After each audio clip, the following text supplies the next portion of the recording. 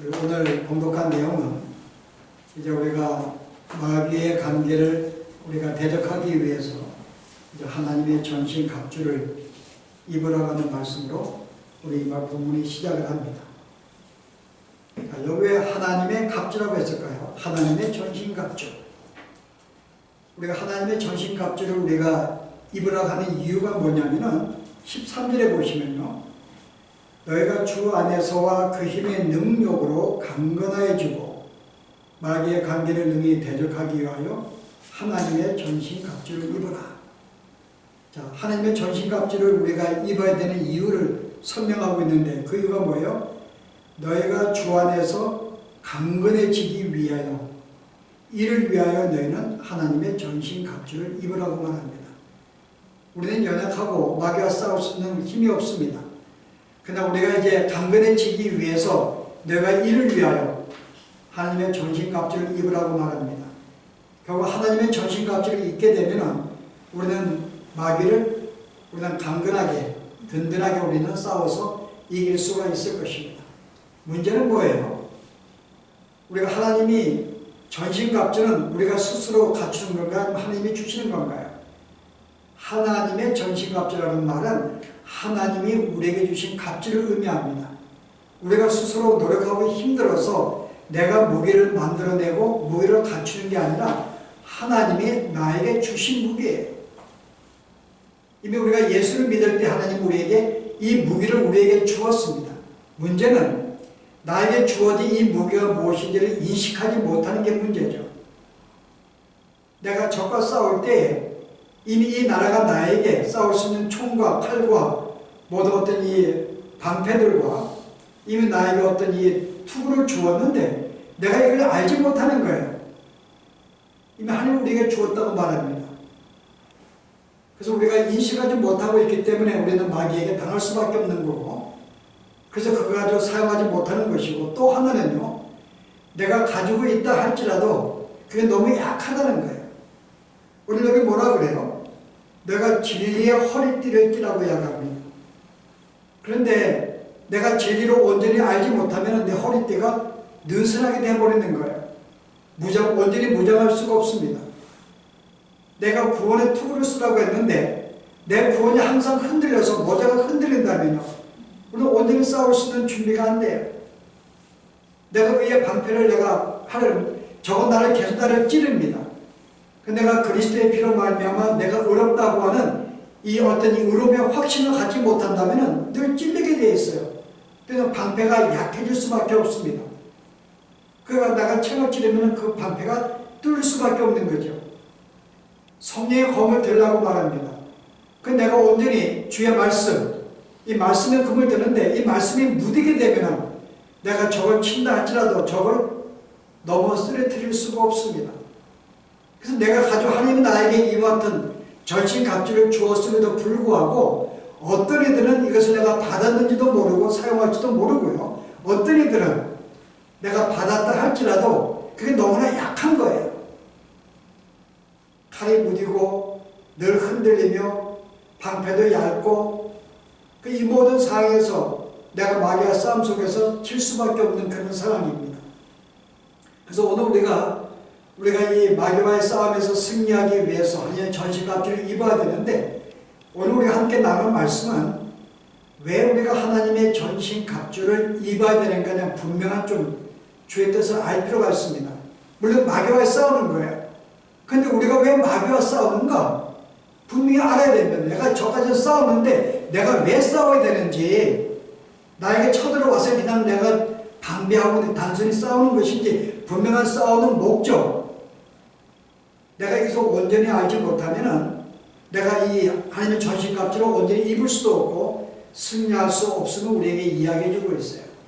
그래서 우리가 오늘은 왜 우리가 마귀와 싸워야 되고 내가 싸우기 위해서 내가 왜 전신갑주를 입어야 되는가, 우리가 자세한 내용들은 다음 시간 다루지만 오늘은 우리가 왜 싸워야 되는가에 대해서, 그리고 왜 전신갑주를 입어야 되는가에 대해서 우리가 그 말씀을 함께 논하기를 원합니다. 자, 우리가 이 말씀을 논하기 위해서 우리가 간단하게 바울의 에베소의 전체 내용을 가지고 우리가 이것을 점검해 보려고 해요. 우리가 왜 싸워야 되는 거. 자, 여러분이 에베소 1장에 바울이 잼 썼을 때 1장의 내용이 뭘까요?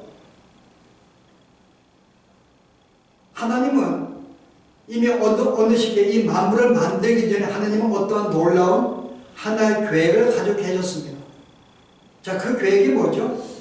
하나님의 나라를 만드는 거예요. 하나님이 전에는 삼위일체 하나님은 계셨지만은 이제 하나님의 구상 속에 이제 내 형상으로 지음받은 존재들을 이제 나의 국민으로 해서 그와 하나가 돼서 이제 전체가 이제 하나의 당신이 통치하고 지배하는 하나님의 나라를 이제 구상하는 것. 이게 하나님의 계획, 그런 계획을 갖게 되었습니다. 그 여기에 구성 인원은 뭘까요? 이 하나님 나라는 누가, 하나님은 왕이시지만은 여기에 누가, 구성 인원은 누가 될까요? 우리가 될까? 또 우리 외에 또 누가 있을까요? 우리는 하나님 형상 직받은 주의 백성들입니다. 거기에 백성이 마땅히 있겠죠. 그냥 우리만 있겠냐 그 말이에요. 자, 여러분이 1장의 내용 보실래요? 1장에 에베소 1장 10절에 이제 에베소 내용을 잠시 한번 살짝 우리가 넘어갑니다. 하늘에 있는 것이나 땅에 있는 것이 다 그리스도 안에서 통일되게 하려 하심이라. 이게 하나님이 창조의 목적이, 이 우주를 만드신 목적, 인간을 만든 목적입니다. 하늘에 있는 것이나 땅에 있는 것이 다 그리스도 안에서 뭐예요? 통일되게, 하나가 되게 하려 하니, 연합되게 함이라. 이게 바로 하나님의 창조하신 목적입니다. 하늘에 있는 것들 뭘까요? 하나님은 이때보다 하늘에 계신 우리가 분이십니다. 그가 생 우리가 보지 못하지만은 뭔가 그가 생긴 속가가 있어요. 근데 그가 만드신 우주가 있습니다. 그게 뭘까요? 제일 먼저 보이지 않는 영적인 존재들을 만들었어요. 이미 우리가 크게 알고 있는 천사들의 무리들입니다. 그러니까 인간을 만들기 전에 이미 천상의 모든 무리들을 만들었어요. 그 수가 얼마 되는지는 우리는 감히 짐작할 수가 없습니다. 인간이 헤아릴 수 없는 수많은 천사의 수가 있다고 할 수 있어요. 조금 더 짐작할 수 있다면 그 다음에 하나님이 당신의 형상대로 이 땅에 인간들을 만들었습니다. 자, 지금까지 우리가 예수님의 재림할 때까지 만약에 구원받은 인간의 수가 얼마 될까요? 아마 우리가 수억, 수십억, 우리가 얼마가 될지 모릅니다만 아마 수십억이 될지 모릅니다. 우리가 창조 이후로 하나님의 택한 백성들, 구원받는 백성들은 예수님의 재림 때까지 수를 합치면 아마 수억이 될 수도 있어요. 이게 구원받은 백성들, 바로 이 백성들이 하나님 나라의 백성으로 이제 그들은 참여하게 될 것입니다. 근데 하나님이 천사를 만드신 목적이 있어요. 이미 우리가 히브리서 1장에 나온 대로 하나님의 택한 백성들을 섬기기 위해서 내가 저희들을 지었다고 이야기합니다. 그 천사들은 궁극적으로 하나님을 섬기지만은 더 근본적인 목적은 우리가 하나님의 형상을 지음받은 이 존재들을 섬기게 하기 위해서 천사들의 존재를 만든 거예요. 자, 그리고 우리의 차이점이 뭘까요? 우리는 하나님의 형상, 하나님의 어떤 영적인 형상으로 우리가 깃들인 존재지만 천사들은 그냥 말씀으로 창조가 되었어요. 그래서 그들은 우리보다 못한 존재입니다. 그래서 우리를 섬기게 하기 위해서 천사가 먼저 수많은 존재들을 인간을 섬겨서 만들어 놓으신 거죠. 그리고 인간을 만드신 겁니다. 여기 하나님의 택한 백성들. 근데 이 둘을 어떻게 해요? 하늘에 있는 모든 것들, 땅에 있는 모든 것들의 목적이 뭐죠? 하나가 되게 하기 위해서 하나님이 만드신 거예요. 연합으로 하나의 통일체로 만들었다 그 말입니다. 하늘에 있는 모든 것들과 하나의 그리스도와 전에는 삼위 하나님의 일체가 되었어요. 그러나 이제 뭐예요? 당신이 만드신 이 모든 그런 보이지 않는 생 영적인 존재와 우리 인간 구원받은 인간으로 하여금 다시 그와 연합된 하나의 존재로 만들기 위해서 이게 하나님이 처음에 1장에 나오는 하나님의 나라에 대한 구상이었습니다. 이게 하나님의 계획이었어요. 자, 이것이 어떻게 이루어졌는가요? 자, 이것이 어떻게 이루어졌죠? 자, 먼저 우리가 여러분 2장에 이제 1장 보시면은 이미 우리가 하나님 나라의 보이지 않는 세계는 어떻게 되었을까요? 이미 완전히 하나님과 하나가 되었습니다. 이미 거기서 벌써 구원이 벌써 이루어졌고 완전 하나가 이루어졌어요. 예수 우리에게 가르쳐준 주기도를 통해서 알 수가 있는데요. 하나님의 뜻이 하늘에서 이루어진 것 같이 이미 하나님의 뜻과 계획이 이미 하늘에서는 이미 이루어졌어요. 이미 천상의 세계 영적인 존재들은 이미 하나님과 하나가 되었습니다. 이미 그 나라의 백성이 이미 나라가 하나의 그 백성으로서 이미 그들은 존재하게 되었어요. 문제는 뭘까요? 땅에 있는 존재들입니다. 이미 이것도 우리가 하나님의 하늘을 만들어야 되는데 문제가 뭘까요? 하나님이 인간을 만드셨는데 바로 인간이 하나님의 뜻을 모르면서 반역했다는 것입니다. 여기에 문제가 생긴 거예요. 그래서 하나님의 나라에서 그들은 벗어난 존재가 되어버린 거예요. 근데 하나님이 이들을 당신의 이미 만세되는 택한 백성들을 그 가운데에서 다시 이 세계로 불러들이기 위해서 예수님이 이 땅에 오신 것입니다. 왜요? 다시 들어오기 위해서는 이들의 죄가 사함받아야 돼요. 그 여러분이 2장에 보시면 어때요? 2장에 보시면은 5절에 보시면요. 허물로 죽은 우리를 그리스도 함께 살리셨고 너희가 은혜로 구원을 받은 것이라 또 함께 일으키사 그리스도 예수 안에서 함께 하늘에 앉히시니. 자, 우리가 죄악으로 말미암아 하나님 나라에 밖에 있었는데 이제 하나님이 당신이 이 땅에 오셔서 인간으로 오셔서 우리의 모든 죄를 대신해 죽으시고 그 값으로 우리를 의로운 존재로 만들어 주었습니다. 흠이 없고 거룩한 존재로 만들어 주었어요. 그 결과 우리는 이제 하나님 나라에 속하게 되었습니다. 자, 그 시작이 뭘까요? 먼저 예수를 믿는 모든 사람은 믿는 순간에 그리스도와 다시 연합하게 됩니다. 하나가 되게 이루어지게 만들었어요. 이게 이 땅의 역사입니다. 그리고 예수를 믿는 모든 사람들도 또 하나가 되게 만들었어요. 그게 교회입니다. 하나의 연합체를 만들었거든요. 그 이 모든 연합체들은 벌써 그리스도하고서 하나가 되었습니다. 바로 여러분 그것이 뭐예요? 바로 그 내용이 1장 21절에 나오는 거예요. 22절 보십시다. 만물을 그발 아래에 복종하게 하시고 그는 만물 위에 교회로 머리로 삼으셨느니라. 교회는 그의 몸이니 만물 안에서 만물을 충만케 하시는 이의 충만이시니라. 자, 하나님의 역사가 이제 이 땅에 하나님 나라가 임해가지고 제일 먼저 하신 일이 그리스도가 우리의 죄를 사하는 그 결과로 말미암아 이미 우리를 그리스도와 연합된 존재로 만들어 주었어요. 그리고 모든 믿는 자들도 하나로 만들어 주었습니다. 자, 완성이 되었는가 이제요? 자, 이미 하나님의 하늘의 모든 속한 것들은 이미 하나님과 하나가 되었습니다. 그럼 이 땅에 속한 자들은요? 그리스도 이 땅에 오심으로 십자가에 죽으심으로 이미 우리들도 하나로 만들어 주었어요. 그러면 1장에 10절에 나와 있는 이 다 통일이 되었는가요? 이미 구원이 완성이 되고 이미 끝나야 되죠. 근데 문제는 뭘까요? 여전히 이 땅에 우리가 남아있는 동안에 아직은 온전히 연합된 걸 아니라는 걸 말해주고 있는 거예요. 연합은 되었는데 뭔가 아직은 온전치 못한 불안정한 상태라는 것을 우리에게 암시해 줍니다. 이미 연합은 되었어요. 외형적으로는. 왜냐하면 여러분 그 다음 보세요. 왜요? 함께 일으켜서 그리스도 예수 안에서 함께 하늘에 앉히시니. 이미 이 내용은 이미 하나님이 이런 구원 계획이 있었고 이 계획에 따라서 이미 우리는 이런 존재가 되었음을 우리에게 보여줘요. 이미 우리는 천상의 존재들입니다. 하나님의 계획은 시간과 공간이 없는 분이기 때문에 그는 계획한 순간에 이미 이루어진 것을 우리는 믿습니다. 그래서 우리가 성경을 어떻게 여러분? 이미 오늘 2장에 보았듯이 이미 너희는 그리스도와 함께 죽었고 함께 살아서 이미 예수와 함께 하늘에 앉은 존재, 이미 천상의 존재라고 우리를 소개해요. 이미 너희는 천상의 존재가 되었고 이미 하나님과 하나가 되었고 온 우주가 하나가 되었다고 이야기합니다. 주의 나라의 완성이죠. 요한계시록에 볼 때도 어때요? 이미 우리가 4장에 보면은 이미 천상에 보이면서 천상의 하나님과 거기에 성부와 성자가 계시고 그 옆에 구원받은 24 장로들, 여기 예수 믿는 모든 구원받은 백성들을 상징하는 24 장로입니다. 이미 천상에 이미 완성된 존재가 앉아있는 거예요. 이미 우리들은 완성된 존재입니다.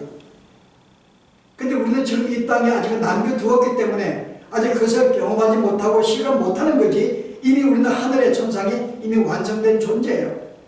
그러나 이 땅에 우리가 남겨진 이유가 있습니다. 왜 하나님은 우리로 하여금 완전히 우리로 하여금 예수를 믿는 순간에 그냥 이 땅에 그냥 완전하게 만들어서 그냥 하나가 되게 만들어 주시지, 그리스도와. 왜 우리를 아직은 이렇게 불완전한 존재로 만들어 주셨는가? 우리는 그것을 알지 못합니다. 왜 인간을 처음부터 아담과 하와를 만들었을 때 범죄하지 않게 만들어서 이미 구원된 통일되게 만들어 주시지, 하나님과. 왜 우리로 하여금 범죄를 허락해 주시고 다시 그들도 살리기 위해서 십자가에 죽으시고 왜 이런 복잡한 절차를 하게 만드셨는가? 우리는 잘 알지 못합니다. 물론 하나님의 허락 속에 있었겠죠. 계획 속에 있었겠죠. 근데 우리가 알 수 있는 것은 이미 그걸 통해서 하나님의 어떤 분이신지 이 땅에서 경험하게 만들기 위해서요. 만약에 우리가 알지 못하고 천상에 앉아있으면 내가 어떻게 천상의 존재가 되었는지 우리는 알 수 없을 수 있습니다. 그리고 하나님은 어떤 분이신지를 알 수가 없을 수 있어요. 지원받았다고 완전한 존재가 아니니까요. 하나님 다음 가는 존재, 완벽한 존재지만은 모든 지식이 하나님과 같지 않기 때문에 이미 천사들이 하나님이 어떤 분인지 알지만 완벽하게 알지 못합니다. 근데 우리가 범죄를 허락하고 다시 나를 십자가에 죽으시는 이 모든 과정들을 내가 경험하게 만들어서 때요. 하나님이 얼마나 우리를 사랑하시는지, 그분의 사랑이 얼마나 큰지, 그분의 능력이 얼마나 큰지를 우리는 이걸 통해 알게 되어 있습니다. 그러니까 이런 것들을 경험하게 만들기 위해서 우리가 어떻게 천상의 존재가 되었는지 알게 만들기 위해서 이 모든 것들을 허락할 수가 있습니다. 그러나 분명한 것은 현재 우리는 천상의 존재가 되어서 불구하고 아직은 완전치 못한 불완전한 존재라는 것입니다. 바로 이제 이 내용이에요. 그래서 너희가 이미 하나님의 존재가 되었지만 오늘 이 과정에 남아있는 것은 이미 우리가 그의 나라가 임하였고 이미 우리가 마태복음 10장이 뭐예요? 주의 오심을 통해서 이미 하나님 나라가 우리에게 이미 임했다고 우리 말씀해 주셨습니다. 이미 주의 나라가 임재하였어요. 그러나 아직 완성된 건 아닙니다. 성취된 건 아니에요. 아직 완성되어 가르고 있는 거죠. 그래서 우리에게 주어진 것은 하나님의 구원으로 말미암아 이 땅에 우리가 예수를 믿는 순간부터 하나님 나라에 속하게 되었지만은 이제 점점 우리는 성숙하고 자라남을 통해서 완성을 통해서 우리는 조만간 하나님의 의도하시는 완벽한 하나님의 통일을 이루는 완전한 존재가 되었을 것입니다. 이 과정은 이제 자라나고 성숙하고 완성되어지는 과정이죠. 자, 현재 우리는 이런 단계에 있습니다. 그래서 오늘 여러분들이 보시면요, 4장의 1절에 들어서가지고 이미 너희는 하나가 되었어. 그 4장의 1절은 뭐예요? 너희는 이미 겸손과 온유로 하고 오래 참음과 사랑 가운데 용납하고 성령이 너희로 내게 하신 것을 힘써 지키라고 이야기해요. 이제 우리에게 주어진 것은 뭐예요? 우리의 구원받은 사람이 할 일은요, 이미 나라가 하나가 만드는 이 사실을 굳게 지키는 것입니다. 확실히 굳게 지키는 거예요. 문제는 굳게 지키는 게 못하는 게 문제죠. 우리가 이를 위해서 전신갑주를 입으라는 것입니다. 굳게 지키게 하기 위해서 하나됨을. 그리고 이제는 우리가 아직은 점점 완성을 향해 나가는 존재이기 때문에 그 다음 뭐라고 이야기해요? 11절에 내가 이 교회 많은 일꾼들을 주었는데 이 목적은 너희로 하여금 하나님의 충만하신 분량까지 이르게 하기 위해서 이 모든 교사와 선생을 주었다고 이야기해요. 그래서 너희는 자란다라고 이야기합니다. 그리스도의 장성한 분량까지. 그럼 우리에게 주어진 일은 뭘까요? 이미 우리에게 주어진 것은 그리스도의 장성한 분량까지 우리가 자라나는 것입니다. 그래서 우리는 완성을 이루어야지만이 그 나라가 이루어지기 때문에 이 땅에서 우리가 하늘에서 이미 이루어진 것 사실처럼 우리 이 땅에서도 이미 우리가 점점 이루어지기 위해서 우리에게 주어진 하나의 임무는요, 자라나는 것입니다. 어떻게 자랄 수 있을까요, 여러분? 인간은 자라기 위해서는 음식을 먹어야 됩니다. 적당히 운동도 해야 돼요. 그럼 우리가 자라기 위해서는 어때요? 오늘 14절에 뭐라 했어요? 하나님의 아들을 믿는 것과 아는 일에 하나가 돼요. 우리가 주의, 여기서 뭐죠? 하나님을 아는 것, 말씀을 통해 주의 말씀, 주님을 알아가는 것이 바로 우리에게 주어진 건데요. 우리의 양식은 하나님의 말씀입니다. 예수님이 뭐라 그랬어요? 내가 사시는 광야 생활 때 옛날 조상들이 만나를 먹었듯이 나는 참 만나라고 이야기해요. 너희는 나를 통해서 나를 먹음으로 말미암아 이제 영원한 이스라엘 백성이 점점 저들의 생명 유지하듯이 이제 나를 먹으라고 말씀합니다. 예수님이 말씀이시잖아요. 그 요한복음 1장에 말씀이 육신이 있다고 오셨다고 말씀합니다. 예수님 말씀이십니다. 그래서 우리가 날마다 우리가 성장할 수 있는 방법은요, 주의 말씀을 통해서 성장할 수가 있는 거예요. 말씀을 대하지 않으면 믿음으로 성장할 수 없습니다. 클 수가 없습니다. 완성이 될 수가 없는 거예요. 그래서 우리는 주의 말씀을 날마다 묵상하고 말씀을 듣고 말씀을 연구하고 말씀을 가까이 함으로 말미암아 우리 어때요? 우리는 점점 양식을 먹고서 점점 성장하게 되고 그 성장을 통해서 완성을 이루게 되는 것이 우리가 할 일입니다. 근데 오늘 5장부터는 뭐라고 이야기해요? 그런데 너희가 이 잔한 일이 결코 쉽지 않다고 이야기해요. 우리가 죽을 때까지 주님 오시는 그날까지 자는 우리의 과업인데 이 과업이 결코 쉽지 않다고 이야기를 해요. 자, 근데 그 전에 뭘 이야기하는 건 내가 이미 자라나게 되면 어떤 모양이 된다고요? 5장에 가가지고는 너희가 자라나게 되면은 이런 현상이 있게 될 거야. 자, 21절의 5장에 피차 그리스도를 경외함으로 피차 순종하는 삶이 이르게 된다고 이야기합니다. 우리의 모든 삶 가운데서 가정생활에서 부부와 자식 간의 생활에서 직장생활에서 이 모든 사회생활 속에서 너희가 자라나게 되면 피차 복종하고 순종하고 사랑하는 이런 단계에 보이게 된다는 거예요. 이게 우리가 자라나게 되면 우리가 보게 된 우리의 모습들입니다. 피차 복종하는 모습들. 이게 우리가 자라나는 우리가 증거예요. 그 우리가 서로 피차하고 사랑하는 이 통해서 우리가 얼마나 성장했는가를 알 수가 있습니다. 그럼 너희가 자라나게 되면 이런 모습을 갖게 될 거야. 그런데 너가 이런 모습을 갖게 되는 건 쉽지 않다고 이야기하는 거죠. 왜요? 마귀가 우리로 하여금 그런 삶을 살지 못하게 하기 때문에. 그의 목적은 뭐예요? 이미 완성된 하나님 나라가 온전히 완성하지 못하도록 방해하는 것이 그의 주요 과업입니다. 그래서 나로 하여금 자라지 못하게 만드는 거예요. 내가 이미 그리스도의 피로 말미암아 영적으로 이미 탄생을 했음에도 불구하고 여전히 어린아이로 여전히 애기로 살게 만드는 것입니다. 그래서 우리로 하여금 자라지 못하게 해서 그 구원의 하나님 나라의 완성을 이루지 못하게 하는 것이 마귀의 공격이죠. 그래서 우리가 자라지 못하게 만드는 거예요. 그래서 성경 보지 못하게 만듭니다. 주님과 교제하지 못하게 만드는 거예요. 이게 사탄이 우리에게 주어진 것입니다. 그래서 우리는 그 사탄으로 말미암아 여전히 우리는 지금 자라나고 성장하고 완성이 되어서 그 날 이루어야 되는데 그것을 이루지 못하도록 우리가 계속 공격을 하는 것이죠. 우리가 이것을 인식하지 못한다면 우리는 결코 성장할 수 없고 완성할 수가 없습니다.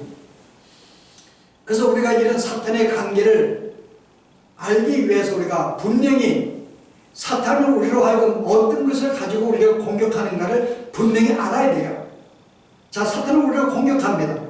많은 요소가 있지만 가장 크게 두 가지 요소가 있어요.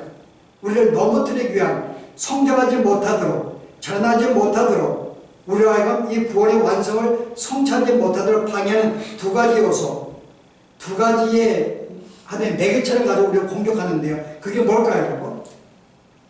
그거 하나가 우리의 유신입니다. 옛사람. 계속 옛사람을 가지고 계속 우리로 하여금 성장하지 못하게 만드는 거예요.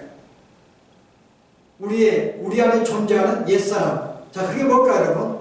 자, 우리의 옛사람의 특징이 뭘까요? 내 자아입니다. 자아. 나라는 존재. 범죄한 인물의 나라는 존재가 가장 우리의 신을 방해하는데 그게 뭐예요? 스스로가 하나님이 되려고 하는 거죠. 내가 이 온 우주의 중심이 되어서 나를 중심으로 살아가는 것. 이게 자아가 추구하는 것입니다. 자아의 특성이에요. 그 내 적이 뭔지를 알아야 돼요. 이 내 옛사람의 이 본성은 계속 내려가고 계속해서 뭐예요? 하나님이 내 인생의 중심이 돼야 되고 내가 그를 따라야 되는데 그의 백성인데 오늘 나로 하여금 너가 계속 내가 인생의 이 우주의 왕이라는 것을 계속 나로 하여금 인식을 시켜줍니다. 네가 우주의 왕이야. 네가 중심이야. 그래서 누가 나를 공격하면 자존심 상하고 내가 우글우글하게 되어 있습니다. 자존심 용납 못하는 거예요. 내 자아가 살게 만듭니다. 근데 아까 우리가 복음서 가운데 네가 져서 승리한다는 가사가 있는데요. 어때요, 여러분? 이 자아가 주가 돼요. 자아가 죄하지만이 우리가 승리할 수가 있는데 여전히 우리가 이 마귀는 우리 하여금 이 자아를 계속 건드리게 만듭니다. 그래서 인생을 내 중심으로 항상 높아지게 만들고 가장 내가 높은 데로 만드는 거예요. 그 남을 내가 낮아지게 만들고 나를 군림하게 만듭니다. 그래서 우리가 살면서 우리가 알지 못하게 항상 나는 뭐야? 나는 저 사람보다 낫다고 생각을 해요. 내가 너보다 더 열심도 있고 건강도 하고 더 아름답고 더 많은 물질도 있고 더 똑똑하고 더 신앙에 열심도 있고 항상 내가 비교해서 내가 너보다 낫다고 하는 이런 마음을 갖게 살게 만듭니다. 근데 우리가 이 자아가 죽게 되면 어때요? 나는 너보다 못하다는 것을 인식하게 돼요. 내가 죄를 말미암아 하나님이 죽으셨는데 내가 얼마나 큰 죄인인지를 알게 만들어서 내가 너랑 비교해 볼 때 나는 너보다 못하다는 거예요. 가장 인생에 바울의 고백처럼 내가 이 모든 이 어떤 뭐예요? 마귀 중에 죄인 중에 자기가 왕이라고 이야기합니다. 얼마나 자기가 죄인인지 내가 저보다 내가 못하다는 걸 인식하게 돼요. 하나님 나에게 이런 마음을 주었어요. 내가 주 앞에 약한 존재면 아무것도 아닌 존재라는 것은 나에게 이게 새로운 생명을 태어나게 해서 그걸 존재하는데 마귀는 나로 하여금 계속해서 그것을 깨닫지 못하게 만듭니다. 너가 최고야. 네가 하나님이야. 하나님과 되어서 네가 인생을 살아봐. 남을 군림해야지. 어떻게 질 수 있겠는가? 계속 그 마음을 갖게 만들면 이게 사탄의 나로 하여금 내 자아를 내게처럼 만들어서 계속 나로 하여금 옛사람의 습관을 계속 가지고 살게 만드는 거예요. 그래서 우리는 죽을 때까지 이 싸움을 하는 것입니다. 겸손하게 만들어주는 거예요. 그래서 남을 섬기게 만들어줍니다. 내가 남을 위해 존재하게 만들게 주는 거예요. 우리는 이 싸움이 우리에게 있습니다. 자, 두 번째 싸움은 뭘까요, 여러분? 물질에 대한 것입니다. 마귀는 물질을 매개체로 해서 우리를 또 공격을 합니다. 자, 이 땅의 모든 물질들은 어때요, 여러분? 물질은 선한 거예요. 하나님이 주신 것들입니다. 내가 음식이나 모든 돈이라든지 이 모든 것들은 하나님 우리가 이 땅에 살아가도록 우리에게 필요한 것들이기 때문에 주신 선물들이에요. 주신 것들인데 문제는 뭘까요? 내가 여기에 만족을 하고 이것으로 기뻐하고 이것에 안주하는 게 문제죠. 이미 새로운 존재, 하나님의 이 새로운 백성의 존재는 뭐예요? 하나님을 기뻐하고 즐거워하고 내가 그 백성이 된 것을 내가 기뻐하면서 그렇게 존재로 나를 만들어 주었는데 여전히 나는 하나님으로 만족하지 못하고 어떤 천상의 존재인 것을 내가 기뻐하지 못하고 여전히 물질로 만족하려고 그러고 물질로 쾌락을 누리려고 그러고 뭔가 물질에 의지하게 되고 자꾸 물질을 추구하는 이런 삶을 내가 사는 것이 이게 나에게 주어진 두 번째 나에 대한 공격이라는 것이에요. 여기서 떠나라고 이야기합니다. 그래서 우리가 나를 공격하는 이 마귀의 어떤 이 관계, 나의 적이 무엇이 분명히 알아야 돼요. 그게 바로 하여금 하나님이 아닌 다른 것들의 어떤 물질로 기뻐하고 즐거워하고 만족하고 의지하라고 계속 우리에게 유혹을 합니다. 그래서 사람이 이 땅에 살면서 뭔가 없으면 불안해요. 뭔가 내가 갖고 싶은 것을 갖지 못하면 초조해합니다. 물질이 맞지 못하거나 건강하지 못하거나 어떤 내가 추구하는 어떤 목적이 내가 이루어지지 못하면 뭔가 불안하고 초조한 거예요. 그 더 많은 것을 가지려고 합니다. 그 이유는 뭘까요? 내가 그걸 가져야지만 내 마음에 참된 안식이 있고 참된 평강이 있고 참된 즐거움이 있기 때문에 계속 그것을 내가 주려고 하는 거죠. 이게 마귀가 우리를 넘어뜨리기 위해서 하나 그것을 매개체로 씁니다. 그 자체는 선하고 그것은 좋은 거예요. 근데 거기에 욕심을 부리고 거기에 안주하고 그것을 쾌락으로 누리려고 하니까 이게 문제인 거죠. 그래서 오늘 우리의 적이 무엇인지 분명히 알아야 됩니다. 바로 나의 이 옛사람 육신이며 계속 하나님이 되려고 하는 이 마음. 내가 이미 주의 백성인데 내가 거기 그 나라에 내가 왕이 되려고 그래요. 그 세상을 내가 자주유지하려고 합니다. 또 하나의 적은 하나님으로 기뻐하고 내가 그 세계에 들어간 것으로 기뻐하고 즐거워하는 천상의 놀라운 세계가 있는데 내가 이 세계를 알지 못하고 여전히 세상의 것들로 내가 기뻐하고 즐거워하며 평안을 누리려고 했던 것, 바로 이게 대한 두 개의 싸움이 우리의 싸움인 것이죠. 여기에 대해 싸우라는 것입니다. 그래서 첫째가 우리의 적이 무엇인지 알라고 하는 거예요. 자, 우리의 적이 뭐라고요? 바로 내 안에 있는 또 다른 존재, 옛사람이며 또는 이 땅의 물질들입니다. 이게 나의 적이에요.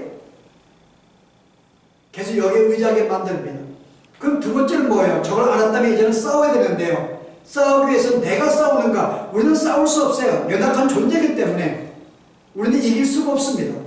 그래서 우리가 두 번째 인식할 것은 바로 이 모든 우리의 모든 교회에 대장이신 예수님을 내가 분명히 그를 알고 그에게 의지하며 그를 따르는 것, 이게 싸우는 전략입니다. 나 혼자 싸워서는 힘날 수가 없기 때문에 이미 우리는 하나가 되었어요. 공동체의 싸움입니다. 그 여기에 대장이 하나님이시기 때문에 우리가 하나님을 우리가 바라보고 의지하면서 내가 그를 따라가는 것이 이게 바로 전투의 승리의 비결입니다. 그래서 신앙의 선배들은 어떻게 했어요? 한결같이 자기의 힘에 의존 안 했어요. 다 예수를 바라보고 살았습니다. 한번 보실래요? 히브리서 믿음장에 보실래요? 뭐라고 이야기했는지 12장 1절 보세요. 이름을 우리에게 구름같이 둘러싼 허다한 증인들이 있으니, 허다한 증인들이 뭐죠? 11장에 소개하는 아담부터 아벨이나 다윗이나 아브라함이나 모든 신앙의 선배들을 소개했는데요. 바로 이 허다한 증인들이 있는데 모든 무거운 것과 얼매기 쉬운 죄를 벗어버리고 인내로서 우리 앞에 단한 경주를 하며 믿음의 주여 또 온전하게 하시는 이의 예수를 바라보자. 예수를 바라보자는 말은 뭐예요? 이미 신앙의 선배들은 다 예수를 바라보고 살았어요. 자기 힘으로 싸우지 않았습니다. 바로 그가 내가 그에게 의지하면서 그를 바라보면서 그가 나의 기쁨이며 그의 나의 즐거움이기 때문에 항상 그 방을 내가 의지하면서 그를 따라가는 삶을 살았다고 얘기하는 거죠. 그럼 너희들도 이런 삶을 살아야 한다고 이야기를 해요. 예수를 바라보는 삶, 이게 우리가 전쟁에 승리할 수 있는 비결입니다. 내가 내 자신을 바라보면, 내 지식을 바라보면, 내 능력을 바라보면 내가 싸워서 승리할 수가 없습니다. 그럼 내가 주님을 따른다는 게 뭘까요? 너의 능력과 너의 실력과 너의 모든 걸 너가 줘버리고 어때요? 하느님 말씀을 붙잡고 살라는 것입니다. 내가 그의 말씀에 붙잡고 복종하는 것, 이게 따라가는 것이거든요. 그 말씀에 복종하는 삶이 승리의 삶의 비결인 거예요. 내가 내 지식에 의지해서, 내 능력에 의지해서, 내 지혜에 의지해서 사는 게 아니라 나의 의견에 내 속에를 의대로 사는 것이 아니라 하나님 말씀을 붙잡고 그걸 따라가는 것, 거기에 순종하는 삶이 나에게 뭘 명하든지 그 말씀을 붙잡고 순종하는 게 바로 전투에 승리하는 비결이라고 이야기를 해요. 그래서 오늘 우리가 두 가지 사실을 이야기해 줍니다. 우리의 적이 무엇인지, 바로 마귀가 어떤 내게 통해 나를 공격하고 있는지, 바로 나의 육체와 바로 이 물질을 통해서 공격하는 걸 분명히 알고 그 다음에 어떻게 무장하는지요? 그 예수님을 따라가면 되는 거예요. 그에게 의지해서 바라보면 됩니다. 내가 싸우려고 스스로 열심히 더 기도하고 더 무장하려고 내가 무기를 만드는 게 아니라 이미 하나님 우리에게 무기를 주었어요. 이 무기는 내가 그 무기를 붙잡고 싸우는 것입니다. 만약에 내가 그렇게 하지 못하면 어떤 경우가 벌어질까요? 우리 이 땅에 우리는 성장할 수 없어요. 우리는 이 구원의 완성을 이룰 수가 없습니다. 어떤 우리가 완전히 우리가 자라나서 어떤 우리가 완전히 하나님과 하나가 되는 완성의 성취가 되어야 되는데 내가 성장하지 못하면 우리는 이 완성을 이룰 수가 없는 것이죠. 그래서 예수님이 우리에게 살아계실 때 우리에게 주신 도전의 말씀이 있는데요. 그 말씀이 누가복음 14장의 말씀이에요. 내가 이 세 가지를 하지 않으면 너희는 결코 내 제자가 되지 못한다고 이야기해요. 이것을 갖추라고 얘기하는 거죠. 그게 뭘까요? 26절 보세요. 물은 내게 오는 자가 자기 부모와 처자와 형제와 자매와 14장 26절 더욱이 자기 목숨까지 미워하지 아니하면 능히 내 제자가 되지 못하고, 자기 목숨을 미워하는 것, 모든 것들보다 하나님을 더 사랑하는, 여전히 인간은 하나님이 아닌 다른 것들을 사랑하고 거기에 의지합니다. 그런데 내가 이 모든 것들보다 나를 더 사랑하기 위해서 내 자신을 미워하지 아니한다면 내 제자가 되지 못하고, 그 다음에요, 또 누구든지 자기 십자가를 지고 나를 따르지 않는 자도 내 제자가 되지 못하리라. 다른 데 뭐라고 그래요? 내 자신을 부인하고 십자가를 지지 아니한다면 내 제자가 되지 못해. 너희는 내 제자야. 그럼 너는 뭐라고요? 내 자신을 부인하고 십자가를 져야지만이 승리할 수도 이야기하는 거예요. 내 자신을 부인하는 거, 내가 왕이 되려고 하는 거, 인생 내가 중간에서 내가 모든 인생을 내가 계획하고 내가 모든 걸 준비하고 내가 이 모든 것을 버리지 아니한다면은 너는 결코 이 승리할 수 없다고 이야기합니다. 그 다음 마지막에 뭐라 그래요? 3절에 이와 같이 너희 중에 누구든지 자기의 모든 소유를 버리지 아니하면 너는 내 죄자가 되지 못하리라. 여기 소유를 버리라는 말이 아니죠. 앞에 우리가 뭐라 그랬어요? 우리가 주신 선물들이에요. 이 모든 것들은 내가 여기에 의지해서 여기에 만족하고 여기에 즐거움을 누리고 여기에 의지해서 사는 것이 문제죠. 여기에 버리라는 말은 여기에 더 이상 의지하지 말고 하나님만을 의지하고 살라는 말씀이죠. 이렇게 하지 아니한다면은 너는 결코 내 제자가 되지 못한다고 이야기해요. 그러면서 이런 말씀을 주어요. 28절에 보았더니요. 너희 중에 누가 망대를 세우고자 할진대 자기가 가진 것이 중광에까지 족할는지 먼저 앉아 그 비용을 계산하지 아니하겠는가. 그렇지 아니하여 그 기초만 쌓고 너희 이르지 못하면 다 사람들이 비웃음을 사게 된다고 이야기해요. 왜 이 말씀을 주었을까요? 아니 예수님이 이제 당신의 하나님 나라를 쌓습니다. 성읍을 쌓는데 최소한 벽돌이 하나에 2만 개가 필요한데 벽돌이 100개밖에, 10,000개밖에 없다 그러면요. 쌓다 보니까 10,000개가 부족한 거예요. 쌓다가 멈추면은 어떻게 저렇게 계획도 없고 알지도 못하고 저렇게 쌓다가 멈춰버려 비웃음을 산다고 이야기해요. 여기서 이 말씀 가운데 뭘 우리에게 말씀하는 거예요? 내가 마땅히 싸우기 위해서는 이 정도의 벽돌이 필요한데 이 벽돌이 뭐예요? 이 세 가지를 부인하는 자, 내 제자가 되기 위해서는 2만 명의 제자가 필요한데 여전히 아직도 이런 자기 목숨을 여전히 사랑하고 자기를 부인하지 않냐고 자기 십자가를 지지 않냐고 여전히 소유에 의지해서 이것을 기뻐하고 즐거워하는 이런 삶이 있다면은 어떻게 참된 벽돌이 될 수가 있어? 벽돌이 없는 거지. 그럼 이 사람은 뭐예요? 전쟁에 나가 벽돌 아침부터 공사 안 하는 거야. 싸울 수가 없는 거지. 그래서 그 다음에 뭐라고 이야기해요? 31절에 또 어떤 임금이 다른 임금과 싸우러 갈 때에 먼저 앉아 1만 명으로서 2만 명을 거느리고 오는 자를 대적할 수 있으라 해야하는지 아니하겠는가. 만약에 내가 2만 명이 없으면은 그가 아직 멀리 있을 때 사신을 보내어 화친을 청할지니라. 예수님이 이제 적과 마귀와 싸워야 되는데 나 이제 지금 적은 지금 2만 명의 군사를 가지고 나를 공격하고 있어요. 근데 예수님은 나에게 따르는 군사가 10,000명밖에 없는 거예요. 그럼 어떻게 싸울 수 있어? 화친을 청할 수밖에 없는 거지. 2만 명의 최선이 있어야지. 근데 2만 명의 준비가 안 되면 어떻게 되겠는가 지금 하나님 하시는 거예요. 2만 명의 군사가 되기 위해서는 마땅히 자기의 목숨을 미워하고 십자가를 지고 자기를 부인하는 세상의 물질로 의지하지 않고 그것을 추구하지 않는 그런 참된 제자 2만 명이 있어야지 싸우지 않겠는가 이야기하죠. 그래서 오늘 우리는 뭐예요? 최소한의 내가 이런 하나님의 전신갑주로 무장한 존재가 없다면은 우리는 결코 전쟁에 싸울 수가 없고 승리할 수 없음을 이야기하는 거예요. 근데 내가 너에게 이 무기를 주었어. 전신갑주를 주었어. 분명히 아르고 내가 자아를 죽이고 믿음으로 무장해서 이제 싸우자고 이야기하시는 거죠. 그래서 오늘 우리가 이 전신갑주를 우리가 입기 전에 우리가 갖춰야 할 것은 내 적이 무엇인지를 분명히 알아야 되는 것이고요. 전쟁의 승리는 주님을 따라가는 거야. 나에게 주신 모든 무기들을 가지고 온전히 갖춘 다음에 따라가는 것인데 나에게 준 무기가 무엇인가 알아야 됩니다. 우리가 이 두 가지를 분명히 알고서 이제 마귀와 싸움에서 우리가 어떻게 승리할 수 있는지 우리가 다음 시간부터 우리가 또 나누도록 하십시다. 잘 기도하십시다. 이미 우리의 구원의 완성을 이루신 하나님, 그러나 우리가 이 땅에 남겨두시면 우리가 이제 성숙하고 자라나고 완성을 하는 과정을 허락하신 것은 이를 통하여 우리가 어떤 존재인지, 우리가 받은 구원이 무엇인지, 내가 받은 이 구원의 풍성이 무엇인지 이 모든 것을 알게 만들시기 위하여 이 모든 것들을 허락하신 하나님, 이제 우리가 주 안에 태어났사오니 이제 우리가 구원의 완성을 위해서 성장하고 다는 이 과정 속에 온전히 자랄 수 있도록 저희들에게 은혜를 허락하여 주시기를 원합니다.